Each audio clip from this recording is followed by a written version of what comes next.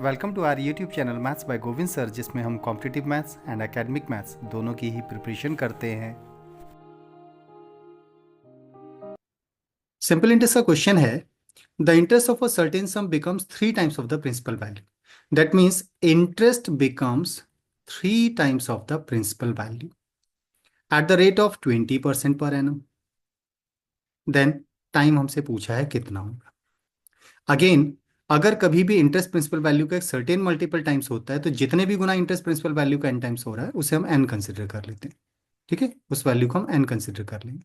Interest principal value का 3 times हो रहा है तो हमारे लिए एन की वैल्यू 3 हो जाएगी। आर इक्वल टू 20 गिवन है, टी आइडेंटिफाई करना है, तो आप डायरेक्टली आप टी फाइंड करने के लिए फॉर्मूला याद रख सकते हैं। जब इंटरेस्ट प्रिंसिपल वैल्यू का एन टाइम्स होता है तो डायरेक्टली जितने भी गुना हो रहा है उसी को 100 से मल्टीप्लाई करके रेट से डिवाइड कर दो, ये आपका टाइम हो जाएगा, ईयर्स। ओके, तो एन की वैल्यू हमारे पास कितनी है क्वेश्चन के अकॉर्डिंग? हमारे पास एन की वैल्यू है 3 into 100 and divided by rate हमें गिवन है कितना है 20%। तो 20 से 5 टाइम्स एंड 5 3 15, तो डेट मीन्स टाइम हो जाएगा 15 years. That should be answer. Okay, तो जब प्रिंसिपल वैल्यू का एक सर्टेन मल्टीपल वैल्यू इंटरेस्ट होता है, that means interest principal value का एक सर्टेन मल्टीपल होता है, तो जितने भी गुना प्रिंसिपल वैल्यू का इंटरेस्ट बन रहा है उसे हम एन कंसिडर कर लेते हैं। तब टाइम फाइंड करने के लिए एन इंटू 100 अपॉन आर कर देंगे और रेट फाइंड करने के लिए एन इंटू 100 अपॉन टी कर देंगे। ओके, तो दैट वुड बी रेट। ना अगर हम जनरल अप्रोच यूज करें तो कैसे यूज करेंगे? हमारे क्वेश्चन के अकॉर्डिंग इंटरेस्ट प्रिंसिपल वैल्यू का ट्रिपल हो रहा है, तो लेट हमने प्रिंसिपल वैल्यू को कंसिडर कर लिया 100 रुपीज। ओके, तो इंटरेस्ट कितना हो जाएगा इसका ट्रिपल, तो दैट मीन्स 300 हो जाएगा। अब रेट क्वेश्चन में गिवन है 20%, दैट इज गिवन। इन तीनों वैल्यूज के through we can find out the time.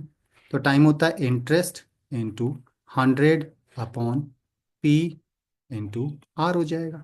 तो इंटरेस्ट की वैल्यू हमारे पास है 300 इंटू 100 अपॉन प्रिंसिपल वैल्यू हमारे पास है 100 एंड रेट हमारे पास है 20।